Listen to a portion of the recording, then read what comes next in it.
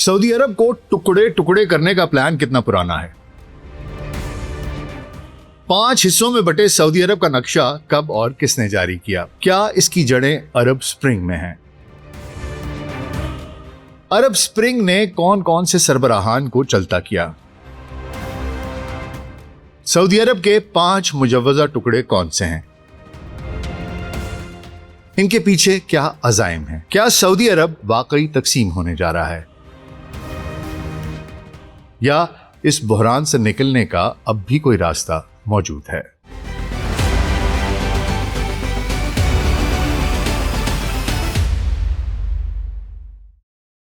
Global set podcast doctor Nasir बे के साथ आपकी खिदमत में हाजिर हैं जी। अस्सलाम वालेकुम। कल मैंने आपकी खिदमत में अर्ज किया था कि किस तरह दुनिया की सबसे बड़ी ऑयल कंपनी सऊदी अरामको की कीमतों से जुड़ी एक गलत हिकमत अमली ने सऊदी अरब को तारीख के सबसे बड़े माशी बहरान की तरफ धकेल दिया है। और आपको ये भी बताया था कि इसकी वजह अरामको नहीं है, इसकी वजह से खुद सऊदी हुकूमत है। मई 2026 में जहां ब्रेंट खाम तेल $101 पर था, वहीं सऊदी अरब ने $118 की कीमत पर इसरार किया, जिसका नतीजा ये निकला कि चीन, भारत, जापान और जनूबी कोरिया जैसे बड़ी खरीदारों ने रियाद से मुंह मोड़कर रूस, अमरीका और ब्राजील के सस्ते तेल का रुख कर लिया।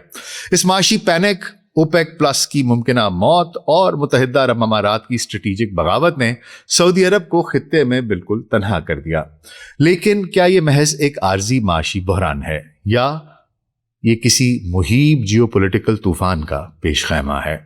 सऊदी अरब को दरपेश इन पेचीदा मसाइल के पस मंजर में इंटरनेट और सफारती हलकों में अचानक 2013 का वो बदनामे ज़माना नक्शा दोबारा गर्दिश करने लगा है, जिसमें सऊदी अरब को 5 अलग अलग रियासतों में बटा हुआ दिखाया गया था। वो नक्शा जिसमें मुसलमानों के मुक़द्दस तरीन मकामात यानी हिजाज को वेटिकन सिटी की तरह बेबस दिखाया गया है, माशी शहर अल अहसा को काट दिया गया है और आले सऊद के मरकज नज्द को एक लैंड लॉक्ड बंजर सहरा वहाबिस्तान बनाकर कैद कर दिया गया है। इस नक्शे की जड़ें कहाँ हैं? ये क्यों सामने आया और इसके पीछे क्या खौफनाक जियोपॉलिटिकल एजेंडा है? इसको समझने के लिए हमें पहले उस दौर में जाना होगा जब ये नक्शा पहली बार दुनिया के सामने आया था, यानी अरब स्प्रिंग, वो खौफनाक जलजला जिसने मशरिक वुस्ता के सलातीन के तख्तो ताज को हिला कर रख दिया था। तो हुजूर अगले 10 से 15 मिनट के लिए ध्यान जरा इधर, ताकि ये सारी चीज़ें आपकी खिदमत में मैं पेश कर सकूं, आपको समझा सकूं। और अगर हमारा कंटेंट आपको पसंद आ रहा है तो वीडियो को लाइक और चैनल को सब्सक्राइब कर दीजिएगा। तो आइए आगाज करते हैं। हुजूर ये नक्शा जो आप अभी स्क्रीन पर देख रहे हैं, ये सितंबर 2013 में मशहूर अमरीकी अखबार न्यूयॉर्क टाइम्स में मारूफ तज्जियाकार रॉबिन राइट के एक मजमून हाउ 5 कंट्रीज कुड बिकम 14, यानी कि कैसे 5 ममालिक को 14 में तकसीम किया जा सकता है, के साथ शाया हुआ था। ये वो वक्त था जब पूरा मशरिक वुस्ता अरब स्प्रिंग के तूफान की जद में था और खलीजी दारुल हुकूमतों में बैठे हुक्मरान अपनी बका के खौफ से कांप रहे थे।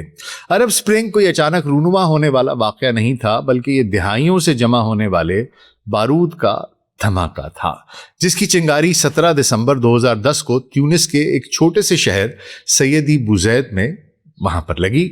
और वहाँ मोहम्मद बुअजीज़ी नामी एक नौजवान ग्रेजुएट सब्जी फरोश ने बल्दिया की एक खातून अफसर के हाथों तजलील, थप्पड़ खाने और अपनी डेढ़ी जब्त किए जाने के बाद मायूसी के आलम में सूबाई गवर्नर के दफ्तर के सामने खुद को आग लगा ली। बुअजीज़ी के जिस्म से उठने वाले शोलों से ट्यूनिस के अवाम के दिलों में दिहाइयों से दबा महरूमी, बेरोजगारी, करप्शन और पुलिस गर्दी के खिलाफ पकता हुआ लावा एक धमाके के साथ फट गया। देखते ही देखते पूरा ट्यूनिस सड़कों पर निकल आया और महज 28 दिनों के अंदर 14 जनवरी 2011 को सदर ज़ैनुल आबिदीन बिन अली को अपना 23 साला इक़्तिदार छोड़कर रात की तारीकी में सऊदी अरब फरार होना पड़ा। ट्यूनिस की इस कामयाबी ने अरब दुनिया के दीगर ममालिक के अवाम को यह हौसला दिया कि वो भी अपनी तकदीर अपने हाथों से बदल सकते हैं। एहतजाज का ये वायरस सबसे पहले और सबसे हौलनाक अंदाज में मिस्र पहुंचा।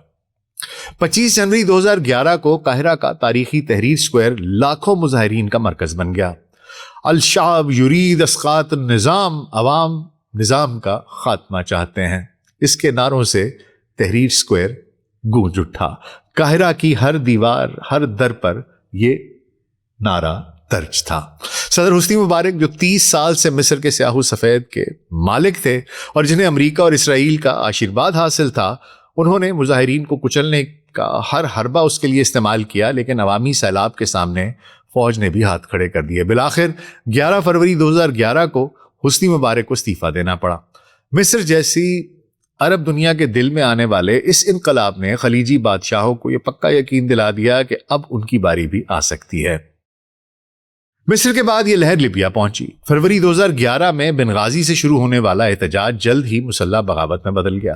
کرنل معمر قذافی، جنہوں نے 42 سال تک لیبیا پر آہنی گرفت برقرار رکھی تھی، نے احتجاج کرنے والوں کو آہنی ہاتھوں سے لیا۔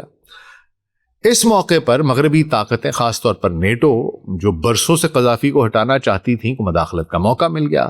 نیٹو کی فضائی بمباری کی مدد سے باغیوں نے طرابلس پر، ٹرپلی پر قبضہ کر لیا۔ اکتوبر 2011 میں معمر قذافی کو ان کے آبائی شہر سرت میں ایک گندے نالے سے پکڑ کر انتہائی عبرتناک طریقے سے ان کو قتل کر دیا گیا۔ لیبیا کی بربادی نے یہ ثابت کیا کہ عرب سپرنگ اب صرف پرامن احتجاج نہیں رہا، بلکہ یہ ریاستوں کے وجود کو مٹانے کا ہتھیار بن چکا ہے۔ یمن میں بھی صدر علی عبداللہ صالح کے 33 سالہ اقتدار کے خلاف لاکھوں لوگ سڑکوں پر آ گئے۔ شدید احتجاج اور قاتلانہ حملے میں زخمی ہونے کے بعد صالح کو اقتدار اپنے نائب منصور ہادی کے سپرد کرنا پڑا، لیکن اس سیاسی خلا کا فائدہ اٹھا کر شمالی یمن کے زیدی شیعہ جنگجوؤں یعنی حوثیوں نے صنعاء کی طرف پیش قدمی شروع کر دی، جس نے آگے چل کر سعودی عرب کے لیے ایک مستقل سیکیورٹی تھریٹ پیدا کر دیا۔ اسی طرح شام میں 2011 میں درہ شہر سے اسکول کے بچوں کی گرفتاری اور تشدد کے خلاف شروع ہونے والا پرامن احتجاج صدر بشار الاسد کے کریک ڈاؤن کے باعث دنیا کی تاریخ کے بدترین اس کی خانہ جنگیوں میں سے ایک میں بدل گیا۔ ایران، روس، امریکہ، ترکی اور خلیجی ممالک کی مداخلت نے شام کو ایک ایسی آماجگاہ بنا دیا جہاں داعش جیسی اسرائیل نواز تنظیموں نے جنم لیا اور لاکھوں مسلمان لقمائے اجل بن گئے۔ اس مہیب منظر نامے میں مغربی تھنک ٹینکس، خاص طور پر امریکی پینٹاگون اور صہیونی لابیوں نے یہ سوچا کہ پہلی جنگ عظیم کے بعد ہونے والی سائکس پیکو معاہدے کے تحت جو سرحدیں بنائی گئی تھیں وہ اب اپنی مدت پوری کر چکی ہیں، وہ ایکسپائر ہو رہی ہیں، اور اب وقت آ گیا ہے کہ ان بڑے مسلم ممالک کو مزید چھوٹے چھوٹے حصوں میں، ٹکڑوں میں تقسیم کر دیا جائے، تاکہ یہ خاص طور پر اسرائیل اور مغربی بالادستی کے لیے کبھی کوئی خطرہ نہ بن سکیں۔ اس سوچ کے تحت 2013 میں سعودی عرب کو 5 حصوں میں تقسیم کرنے کا یہ نقشہ تیار کر کے پبلک کیا گیا۔ اگرچہ یہ پہلی بار اخبار میں چھپا 2013 میں، لیکن اس کا ذکر پہلے بھی خفیہ ریکارڈنگز میں آ چکا ہے، جیسے قطر کے سابق وزیر اعظم حمد بن جاسم اور معمر قذافی کی لیک شدہ ایک آڈیو ہے جس میں جاسم نے اعتراف کیا تھا کہ امریکہ کے پاس سعودی عرب کے ٹکڑے کرنے کے تفصیلی نقشے موجود ہیں۔ اچھا حضور، اس نقشے کا گہرائی سے مطالعہ کیا جائے تو معلوم ہوتا ہے کہ یہ کوئی جغرافیائی حادثہ نہیں، بلکہ سعودی ریاست کے سیاسی، معاشی، قبائلی اور روحانی ستونوں کو الگ الگ کر کے انہیں ہمیشہ کے لیے دفن کرنے کا ایک ماسٹر پلان ہے۔ آئیے ایک ایک کر کے ہر ایک جو بھی اس کے حصے بنائے ہیں انہوں نے ان کو دیکھ لیتے ہیں۔ سب سے پہلے مغربی ریاست الحجاز، روحانی مرکز کی مسلم ویٹیکن سٹی کی طرز پر تشکیل نو۔ اس کی جغرافیائی حدود اور نقشے کی طرف دیکھیں تو یہ مجوزہ ریاست بحیرہ احمر کی پوری پٹی پر محیط ہے، جس میں مکہ مکرمہ، مدینہ منورہ، جدہ کا ساحلی شہر اور طائف کے پہاڑی سلسلے شامل ہیں۔ اس کی سرحدیں شمال میں اردن اور جنوب میں اسیر کے خطے کے ساتھ ملتی ہیں، اور تقسیم کی گہری وجہ اور تاریخی پس منظر کی طرف اگر جاؤں تو آل سعود کی حکومت قائم ہونے سے پہلے یہ خطہ شریف مکہ کی امارت کے تحت تھا اور نجد کے بدوی قبائل سے بالکل مختلف ایک الگ شہری اور ثقافتی شناخت رکھتا تھا۔ سعودی عرب کی عالمی طاقت کا اصل منبع اس کا تیل نہیں، بلکہ خادم الحرمین شریفین کا مقدس ترین ٹائٹل ہے، جس کی بدولت دنیا کے 2 ارب مسلمان اس کی طرف عقیدت اور احترام کی نگاہ سے دیکھتے ہیں، اور سعودی عرب اسی سافٹ پاور کو سیاسی اثر و رسوخ میں تبدیل کر کے مسلم دنیا کی قیادت کرتا ہے۔ اس کے پیچھے مضمون مقاصد کیا ہیں اور تجزیہ کچھ تھوڑا سا دیکھیں تو اس نقشے میں حجاز کو باقی سعودی عرب سے کاٹ کر ایک بین الاقوامی مذہبی زون یا اسٹیٹ بنانے کا منصوبہ ہے۔ اس کا مقصد حجاز کو بالکل اسی طرح ویٹیکنائز کرنا ہے جیسے 1929 کے لیٹن معاہدے کے تحت اٹلی کے اندر پاپائے روم کے لیے ویٹیکن سٹی بنا کر ان کی تمام سیاسی اور عسکری طاقت چھین لی گئی تھی۔ اس تقسیم کے بعد یہ علاقہ صرف مذہبی سیاحت، ایک ریلیجیس ٹورزم کا ایک مرکز بن کر رہ جائے گا، جہاں مسلمان عمرہ اور حج کرنے جائیں گے اور واپس آ جائیں گے، جبکہ اس کی اپنی کوئی فوج یا سیاسی ویژن نہیں ہوگا۔ مسلمانوں کی ایک عالمی باڈی کو اس کے انتظامی باغ ڈور تھمائی جا سکتی ہے۔ اس طرح نجد کے حکمرانوں سے عالم اسلام کی قیادت کا حق ہمیشہ ہمیشہ کے لیے چھین لیا جائے گا۔ دوسری مشرقی ریاست ہے الاحساء اور القطیف، جو کہ معاشی شہرگ ہے اس کے علیحدہ۔ اس کی جغرافیائی حدود اور نقشے کو دیکھیں تو یہ ریاست خلیج فارس کے ساتھ واقع سعودی عرب کے پورے مشرقی صوبے ایسٹرن پروونس پر مشتمل دکھائی دیتی ہے، جس میں دمام، الخبر، القطیف، الحفوف اور الاحساء کے وسیع صحرائی اور ساحلی علاقے شامل ہیں۔ تقسیم کی گہری وجہ اور تاریخی پس منظر کچھ یوں ہے حضور کہ یہ خطہ دو وجوہات کی بنا پر انتہائی حساس ہے۔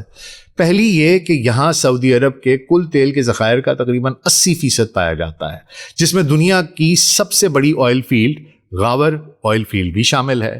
دوسری وجہ یہ کہ یہاں تاریخی طور پر سعودی عرب کی مقامی شیعہ آبادی کی اکثریت آباد ہے، گو کہ وہ کم ہے لیکن اوورآل سعودی عرب میں جو سب سے زیادہ شیعہ ہیں وہ اس خطے میں آباد ہیں، جن کا نجد کے ساتھ بڑا سخت قسم کا ان کے جو وہابی سخت گیر وہابی نظریات ہیں ان کے ساتھ ہمیشہ سے ایک سرد معاشی اور مذہبی تناؤ بھی رہا ہے۔ 2011 میں عرب سپرنگ کے دوران القطیف اور بحرین میں ہونے والے مظاہروں نے ریاض کو تشویش میں مبتلا کیے رکھا، جس کے بعد سعودی عرب نے بحرین میں اپنی فوجیں بھیجیں اور بعد میں نامور شیعہ عالم نمر النمر کو ان کو بغاوت کے الزام میں پھانسی بھی دے دی گئی۔ اس کے پیچھے مضمون مقاصد کیا ہیں اور تجزیہ کیا ہے حضور، تو وہ اگر آپ کی خدمت میں پیش کروں تو اس حصے کو الگ ریاست بنانے کا واحد مقصد سعودی عرب کو اس کے مالیاتی پاور ہاؤس سے محروم کر کے ایک لمحے میں کنگال کرنا ہے۔ یہ ریاست کہنے کو تو مسئلے کی بنیاد پر قائم کی جائے گی، لالی پاپ یہی دیا جائے گا کہ دیکھیں جی شیعہ اکثریت ہے اور یہ وہ ہے اور سپورٹ لے کر، اور ایسا لگے گا کہ یہ قدرتی طور پر ایران کے زیر اثر چلی جائے گی، لیکن در حقیقت یہ مغربی آئل اور شپنگ کمپنیوں کی بادگزار بن کر رہ جائے گی۔ اس کے الگ ہونے سے نجد کے پاس اپنی سلطنت چلانے کے لیے $1 کا تیل بھی باقی نہیں رہے گا۔ ارامکو کا بیشتر حصہ بھی اسی صوبے میں واقع ہے۔ تیسری ریاست شمالی عرب کی ریاست ہے اور فیصل الدویش کے بھوت کا جیو پولیٹیکل احیاء ہے۔ یہ کہانی کیا ہے آپ کو بتاتا ہوں۔ دیکھیے جغرافیائی حدود اور نقشہ بتاؤں تو یہ ریاست سعودی عرب کے شمالی اضلاع یعنی تبوک، الجوف، طریف اور ارر پر مشتمل دکھائی دیتی ہے، جس کی طویل سرحدیں اردن، عراق ان دونوں کے ساتھ ملتی ہیں۔ اس کی تقسیم کی گہری وجہ اور تاریخی پس منظر کے اوپر نگاہ ڈالی جائے تو یہ علاقہ نجد کے شاہی خاندان کے لیے ہمیشہ سے ایک درد سر رہا ہے۔ محمد اسد جو ایک زمانے میں نو مسلم آسٹرین صحافی تھے جن کا نام لیوپولڈ ویس تھا، انہوں نے اپنی شہرہ آفاق کتاب دی روڈ ٹو مکہ میں اس خطے کا ایک انتہائی چشم کشا تاریخی واقعہ بیان کیا ہے۔ جب شاہ عبدالعزیز السعود جزیرہ نما عرب کو متحد کر رہے تھے تو ان کے سب سے طاقتور اور کٹر بدوی فوجی دستے اخوان کے کمانڈر فیصل الدویش نے نجد کی مرکزی حاکمیت کے خلاف بغاوت کر دی تھی۔ فیصل الدویش ہر سال ایک نئی فوج کھڑی کرتا اور شاہ عبدالعزیز پر حملہ کر دیتا۔ محمد اسد لکھتے ہیں کہ ایک دن شاہ عبدالعزیز گہری سوچ میں بیٹھے تھے اور انہوں نے محمد اسد سے کہا کہ مجھے شک ہے کہ فیصل الدویش کو کوئی بیرونی طاقت فنڈنگ اور جدید ہتھیار دے رہی ہے، ورنہ اس کے پاس اتنے پیسے کہاں سے آئے کہ وہ ہر سال میرے خلاف نیا لشکر لے آتا ہے۔ تم صحافی ہو، ذرا کویت جا کر اس کا سراغ لگاؤ۔ محمد اسد اپنے دوست زید کے ساتھ بھیس بدل کر کویت گئے جو اس وقت برطانوی کنٹرول میں تھا۔ وہاں انہوں نے اپنی تحقیقات سے یہ سنسنی خیز انکشافات کیے کہ برٹش امپائر رات کی تاریکی میں کویت کی سرحد کے پار فیصل الدویش کو نئی ٹکسال کے بنے ہوئے کویتی دینار، ان کی بوریاں اور جدید ترین برطانوی ہتھیار سمگل کر رہی تھی۔ انگریز چاہتے تھے کہ شمالی عرب پر عبدالعزیز کا قبضہ نہ ہو تاکہ وہ یورپ سے انڈیا تک ایک ریلوے لائن بچھا سکیں جو شمالی عرب سے گزرتی ہو۔ محمد اسد نے جب اپنے اخبار فرینکفرٹ زیٹنگ میں یہ آرٹیکل لکھ کر برطانوی سازش کو بے نقاب کیا تو لندن پر شدید بین الاقوامی دباؤ پڑ گیا۔ انگریزوں کو اپنے ہاتھ کھینچنے پڑے، جس کے بعد شاہ عبدالعزیز نے فیصل الدویش کو فائنل شکست دی اور بعد میں اسے قید خانے میں ڈال دیا جہاں وہ زخموں کی تاب نہ لا سکا اور مر گیا۔ اس کے پیچھے کے مضمون مقاصد کیا ہے اور تجزیہ کیا ہے یہ بھی آپ کی خدمت میں پیش کر دیتا ہوں حضور۔ کے 2013 کا یہ نقشہ بالکل اسی پرانے برطانوی منصوبے کا جدید ایڈیشن ہے۔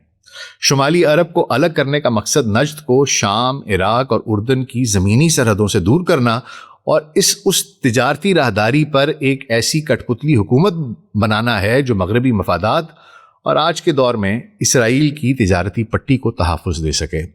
یاد رہے کہ یہ وہی حصہ ہے جو گریٹر اسرائیل کے نقشے میں شامل ہے، میں اسکرین پر آپ کو دکھا بھی رہا ہوں، اور یہ دیکھا جا سکتا ہے کہ یہ جو اوپر والا شمالی حصہ ہے اس پر اسرائیل اپنی وہ کہتے ہیں کہ جی یہ ہمارے گریٹر اسرائیل کا حصہ بنے گا۔ اچھا حضور، اب ذرا چوتھی ریاست کی طرف آ جاتے ہیں جو جنوب عربی ریاست ہے۔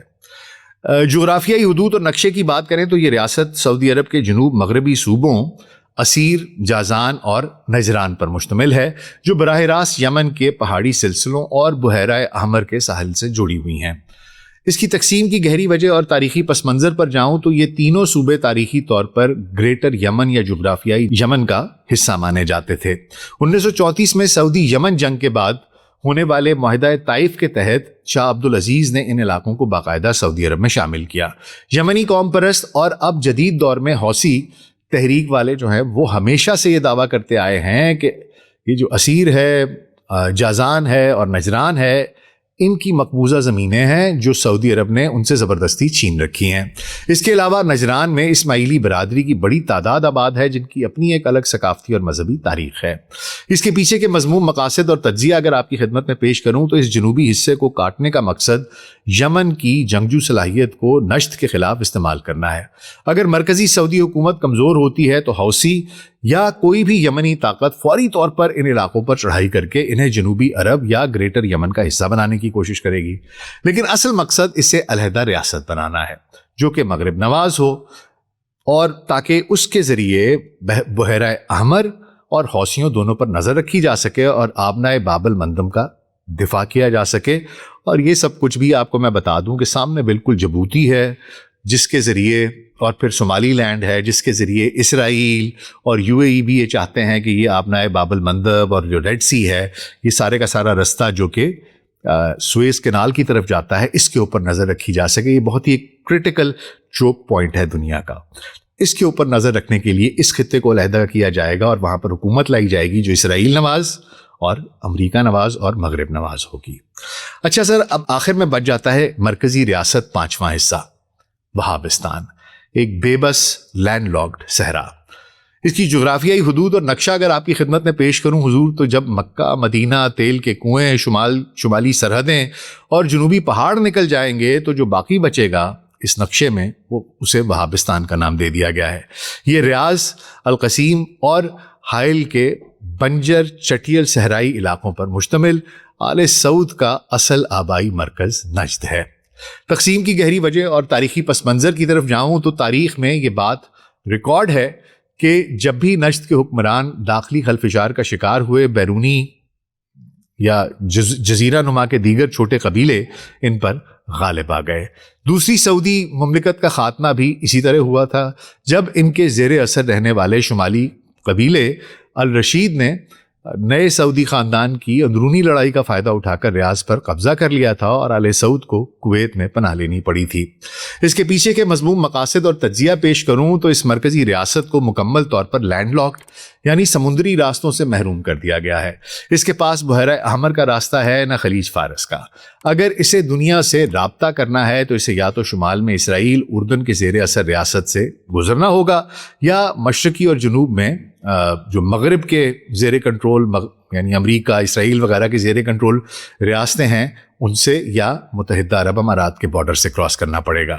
یہ ایک ایسی سیاسی اور معاشی ایک پنجرہ ہے جس میں بند ہونے کے بعد آل سعود یا نجد کے کسی بھی حکمران کی دنیا کی سیاست میں ذرہ برابر بھی حیثیت نہیں رہے گی۔ یہ بالکل اندلس کی تاریخ جیسا ہوگا جب اندلس کی متحدہ خلافت قرطبہ جو تھی 1031 میں ٹوٹ کر 32 چھوٹے حصوں میں تقسیم ہو گئی جنہیں عیسائیوں نے ایک ایک کر کے مٹا دیا۔ یہ نقشہ جزیرہ نما عرب میں ایک نئے دور کا آغاز کرنے کا جیو پولیٹیکل ایجنڈا ہے، جسے کہ میں آپ کی خدمت میں پیش کرتا رہتا ہوں، بتاتا رہتا ہوں کہ ایک نیا گلف آرڈر ہے جو یہ وہاں پر لانا چاہتے ہیں۔ دیکھیے حضور، اب سوال یہ پیدا ہوتا ہے کہ کیا 2026 کے موجودہ حالات میں اس نقشے کے حقیقت بننے کا کوئی چانس ہے؟ جواب یہ ہے کہ اگرچہ یہ فوری طور پر ناممکن نظر آتا ہے، لیکن جو نئی جیو پولیٹیکل صف بندیاں ہو رہی ہیں وہ اس نقشے کے خطرات کو جنم ضرور دیتی ہیں۔ اسرائیل کی سیکیورٹی اسٹیبلشمنٹ اور واشنگٹن کے مروجہ تھنک ٹینکس نے حال ہی میں ایک نئی اصطلاح استعمال کی ہے جس میں انہوں نے پاکستان، ترکی اور سعودی عرب کو ملا کر سنی ایکسس آف مسچف کا نام دیا ہے۔ یہ ایک بہت بڑا یو ٹرن ہے۔ اسرائیل جو اب تک سعودی عرب کو ابراہیم اکارڈز کے ذریعے اپنے کیمپ میں لانے کے خواب دیکھ رہا تھا، اب وہ سمجھ چکا ہے کہ محمد بن سلمان اور سعودی عوام کبھی بھی فلسطینی ریاست کے قیام کے بغیر اسرائیل کو دل سے تسلیم نہیں کریں گے۔ اسی لیے صہیونی لابی اب واشنگٹن میں سعودی عرب کے پتے کاٹ رہی ہے۔ شہزادہ محمد بن سلمان انہوں نے ڈونلڈ ٹرمپ کے داماد جیرڈ کشنر کے انویسٹمنٹ فنڈ میں $2 ارب سے زائد کی جو خطیر سرمایہ کاری کی تھی، وہ بھی اب امریکی سیاست میں سعودی عرب کو وہ پرانا تحفظ فراہم نہیں کر پا رہی ہے۔ ٹرمپ نے کل پھر ایک اشارہ دیا تھا کہ شاید ابراہیمی معاہدوں کے طرز کا ایک معاہدہ خلیجی ممالک اور اسرائیل کے درمیان طے پا جائے ایران اور امریکہ کی جنگ بندی کے بعد۔ شاید اس طرح کی ایک آدھ کوشش اور کی جائے اس سے پہلے کہ تقسیم کے اس پلان کو ایگزیکیوٹ کیا جائے۔ وہ کوشش کریں کہ شاید ہو سکے تو ہو سکتا ہے یہ مان جائیں، تو ہو سکتا ہے کہ یہ اسرائیل کو تسلیم کر لیں، کوئی نہ کوئی ایک آدھ ان کو چانس دیں گے، اور اگر یہ نہیں مانتے تو پھر یہ جو تقسیم کا پلان ہے ہو سکتا ہے اس کو ایگزیکیوٹ کریں۔ دوسری طرف حضور متحدہ عرب امارات کی جو سرحدی جارحیت ہے وہ بھی کھل کر سامنے آ رہی ہے۔ امارات نے اقوام متحدہ میں جو نئے نقشے جمع کرائے ہیں ان میں اس نے کئی ایسی سرحدی علاقوں پر اپنا دعویٰ جتا دیا ہے جو سعودی عرب کی ملکیت ہے۔ امارات نے انہوں نے پہلے بھی ایک دفعہ ایسا کیا تھا کہ مسندم کے ساتھ ایک علاقہ ہے عمان کا، اور انہیں سرکاری میوزیم کی جو ان کے ڈاکومنٹس تھے، جو ان کے نقشے تھے، اس میں انہوں نے مسندم کو امارات کا حصہ دکھا دیا تھا۔ اور یہ بھی بات میں آپ کو بتا دوں کہ یہ بھی باتیں ہو رہی ہیں کہ عین ممکن ہے کہ جو مشرقی حصہ ہے، جو مشرقی صوبہ ہے جس میں کہ یہ دمام، خبر، یہ سب باتیں ہیں، جس میں ارامکو آتا ہے، 80% تیل ہے، وہ کہتے ہیں یہ بھی ممکن ہے کہ اس کو دبئی کا حصہ بنا دیا جائے، اور عین ممکن ہے کہ وہ اس پر بھی قابض ہو جائیں۔ اس کے علاوہ یمن کی جنگ کے دوران امارات نے حضرموت اور عدن کے ساحلوں پر اپنے جو پراکسیز جیسے STC تھی وہ کھڑے کیے تھے، اور ان کے ذریعے وہ خاموشی سے سعودی عرب کے جنوبی مشرقی بارڈر پر دباؤ بڑھا رہے تھے۔ تو اگر کل کو سعودی عرب معاشی طور پر مزید کمزور ہوتا ہے تو امارات ان پراکسیز کو استعمال کر کے مشرقی صوبے کے جنوبی حصوں پر اپنا کنٹرول قائم کر سکتا ہے، عین ممکن ہے۔ سعودی معیشت حضور اگر اس کی بات کروں تو وہ اس وقت شدید دباؤ میں ہے۔ یمن کی طویل جنگ کی لاگت، پھر تیل کی آمدنی میں کمی کے باعث، اور جو یہ بڑے بڑے پروجیکٹس انہوں نے اٹھا لیے، ان سب کے باعث ریاض اب معاشی طور پر محتاط اور دفاعی پوزیشن پر آ گیا ہے۔ ایران کی حوثی پراکسیز جنوب سے اور امارات مشرق سے اسے گھیر رہے ہیں، جبکہ اندرونی طور پر معاشی سست روی کسی بھی وقت قبائلی یا سماجی بے چینی کو جنم دے سکتی ہے۔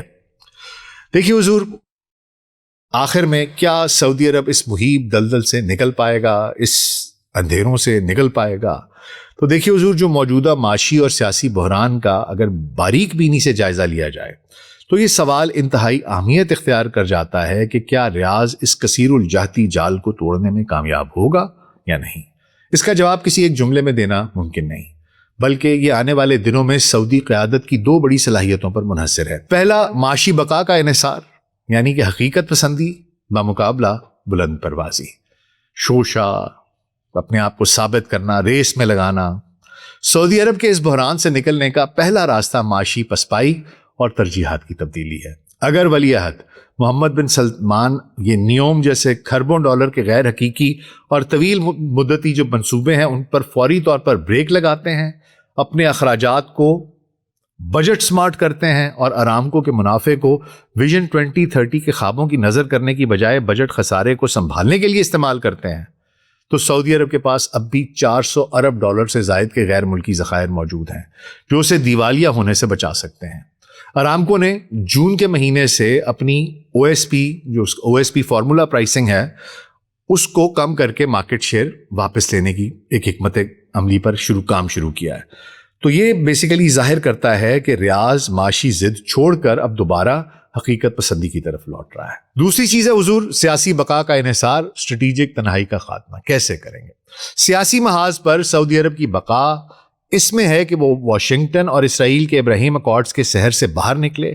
اماراتی اور صہیونی گٹھ جوڑ کا مقابلہ کرنے کے لیے ریاض کو اپنی پرانی اور آزمودہ اسلامک سافٹ پاور کو دوبارہ زندہ کرنا ہوگا۔ پاکستان، ترکی اور قطر کے ساتھ اپنے اتحادوں کو مزید مضبوط کرنا ہوگا۔ چین کی ثالثی میں ایران کے ساتھ ہونے والے امن معاہدے کو مزید مضبوط کرنا ہوگا۔ سعودی عرب کو علاقائی طور پر تنہا ہونے سے اگر یہ سب کچھ کیا گیا تو بچا سکتا ہے، اگر یہ قطر، پاکستان، ترکیے اور ایران کے ساتھ اچھے تعلقات بنا لیتے ہیں۔ اگر سعودی عرب نے امارات کی دیکھا دیکھی صہیونی لابی پر بھروسہ جاری رکھا، جس طرح ٹرمپ کہہ رہا ہے کہ جی تم ان کے ساتھ ایک اور معاہدہ کر لو، تو وہ اپنی وہ اسلامی بالادستی بھی کھو دے گا جس کے دم پر وہ خلیج کا لیڈر کہلاتا ہے۔ آخر میں حضور بس اتنا کہوں گا کہ سعودی عرب اس دلدل سے نکلنے کی کامل صلاحیت رکھتا ہے، کیونکہ اس کی زمین کے نیچے دنیا کا سب سے سستا تیل اور اس کے جغرافیے میں 2 ارب مسلمانوں کا روحانی مرکز موجود ہے۔